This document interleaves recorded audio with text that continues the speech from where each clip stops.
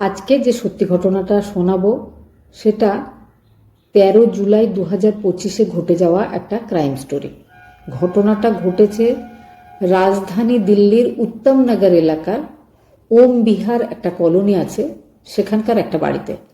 সেখানে সুস্মিতা দেব, বয়স 32 বছর, তার হাজব্যান্ড করণ দেব, বয়স 35 বছর, আর তাদের 6 বছরের একটা ছেলে থাকতো। 11 বছরের বিবাহিত জীবন তাদের। করণ দেব আর তার স্ত্রী যে বাড়িটাতে থাকতো, ঠিক তার পাশেই করণ দেবের মা আর ছোট ভাই কুণাল দেব থাকতো। আর সেই পাড়াতেই করণ দেবের একজন কাকা, সেও থাকতো। তো করণ দেবের স্ত্রী সুস্মিতা ছুটতে ছুটতে নিজের শ্বশুর বাড়িতে শাশুড়ির কাছে, নিজের দেওর কুণালের কাছে গিয়ে জানায় যে তার হাজবেন্ড নড়াচড়া করছে না, সে জানে না কি হয়েছে।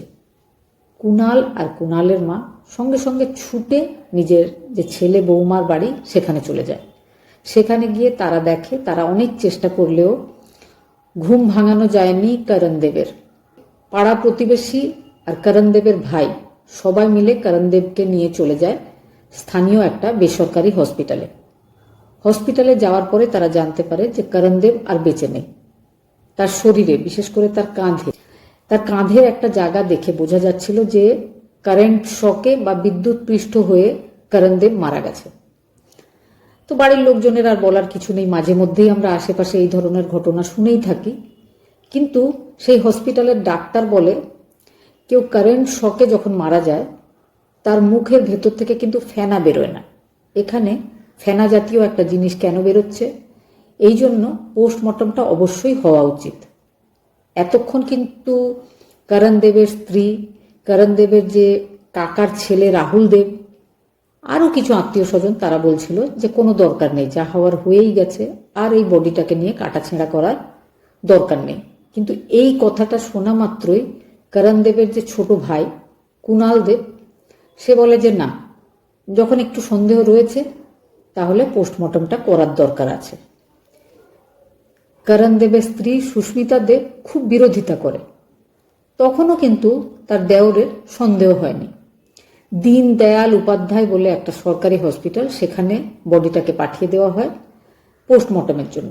পোস্টমর্টমের সব প্রসেসিং হয়ে যায়, বডি তাদেরকে দিয়ে দেওয়া হয়। তখনও কিন্তু পোস্টমর্টমের রিপোর্ট আসেনি। তারা বডি নিয়ে চলে যায়, সৎকার হয়ে যায়। অনবরত করণ দেবের স্ত্রী, বাচ্চা, মা কেঁদেই চলেছে।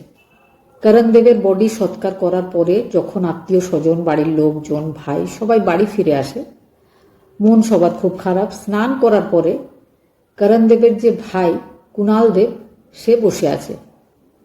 তার পাশেই একটা ফোন রাখা আছে, সেটা ছিল তাদের কাকার ছেলে রাহুল দেবের ফোন, মানে খুড়তুতো ভাইয়ের ফোন। তো সেই ফোনটা সে যখন তুলে নেয়, দেখে তাতে ইনস্টাগ্রাম চ্যাটিংটা খোলা রয়েছে। তার চ্যাটিংয়ের দিকে চোখ পড়ে, সে অবাক হয়ে যায়। তাতে মৃত করণ দেবের ভাই কুণাল দেব দেখতে পায় যে তার বৌদি আর তার যে খুড়তুতো ভাই রাহুল দেব আছে, তাদের দুজনের মধ্যে চ্যাটিং হয়েছে। আর চ্যাটিংয়ে তার দাদা করণ দেবের কথা লেখা আছে। বৌদি সুস্মিতা আর তার খুড়তুতো দেওর রাহুল, তাদের দুজনের ইনস্টাগ্রামের চ্যাটিংয়ের যে রেকর্ডিং, সেটা হাতে হাতে ঘুরছে। প্রত্যেক মানুষজন একে অপরকে শেয়ার করছে, পড়ে দেখছে। এবার তাদের দুজনের মধ্যে নিজের হাজবেন্ডকে মারার যে প্ল্যানিংয়ের চ্যাটিং, সেটা যদি পড়ে শোনানো হয়, তাতে লেখা আছে, দইতে ঘুমের ওষুধ দিয়েছি কিন্তু তোমার দাদা দইটা খায়নি। সুস্মিতা মানে বৌদি নিজের দেওরকে জিজ্ঞেস করছে, আর কতক্ষণ ওয়েট করব? রাহুল বলে, যতক্ষণ তুমি বলবে ততক্ষণ। সুস্মিতা, 4টে পর্যন্ত ওয়েট করি? রাহুল, অতক্ষণ ওয়েট করাটা খুব বেশি হয়ে যাবে। সুস্মিতা, আমি তাহলে ততক্ষণ ঘুমিয়ে পড়ছি। তুমি কখন আসবে? রাহুল, তুমি যদি রেডি আছো তো বলো, এখনই চলে আসবো। সুস্মিতা, এত তাড়াতাড়ি? এখন মনে হয় ডিপ ঘুম হয়নি, খুব হালকা ঘুম হচ্ছে।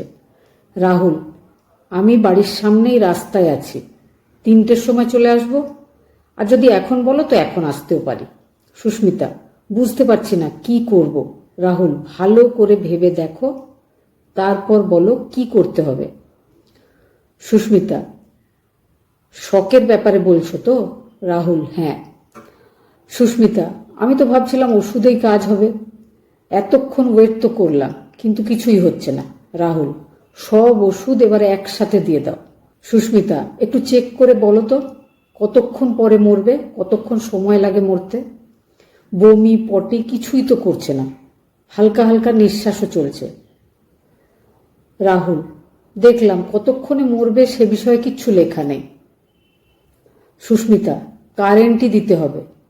ধীরে ধীরে নিঃশ্বাস নিচ্ছে, চিমটি কাটলাম তখন কিন্তু নড়ল।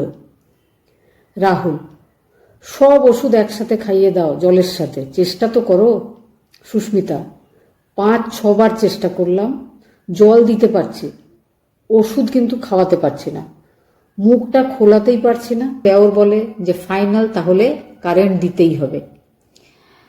তো যাই হোক, দুজনের মধ্যে এরকম একটা চ্যাটিং ছিল। তো মহিলা বলে যে যা করব একসাথেই করব, তুমি চলে এসো। তো 1 ঘন্টা পরে সে আবার চলে আসে। তারপরে চ্যাটিংটাও সে বলে যে আমি তোমার গেটে এসে দাঁড়িয়ে আছি। তারপরে বৌদি দরজা খুলে দেয়, দেওর ভেতরে চলে আসে। তখন কিন্তু করণদেব ঘুমে আচ্ছন্ন হয়ে রয়েছে। আজকাল মানুষের কাছে মানুষ মেরে ফেলা যে এতখানি সহজ হয়ে গেছে ভাবলে অবাক লাগে। তার আঙুলে আনকভার্ড একটা তার টেপ দিয়ে লাগিয়ে দেওয়া হয়, আর তার হাতটাকে নিয়ে তার কাঁধের কাছে রেখে দেওয়া হয়। সারাক্ষণ ধরে তাকে কারেন্ট দেওয়া হয়। ওষুধ খেয়ে আচ্ছন্ন হয়েই ছিল। এইভাবে তাকে বিদ্যুৎ পিষ্ট করে তার স্ত্রী আর তার খুড়তুতো ভাই দুজনে একসাথে মিলে মেরে ফেলেছিল। মৃতর ভাই কুণাল দেব যখন নিজের বৌদি সুস্মিতা দেব আর নিজের খুড়তুতো ভাই রাহুল দেবের মধ্যেকার এই চ্যাটিংগুলো দেখতে পায়, তখন সে তার ফোন থেকে স্ক্রিন রেকর্ডিং করে রাখে। স্ক্রিন রেকর্ডিংটা নিয়ে সে সোজা থানায় চলে যায়।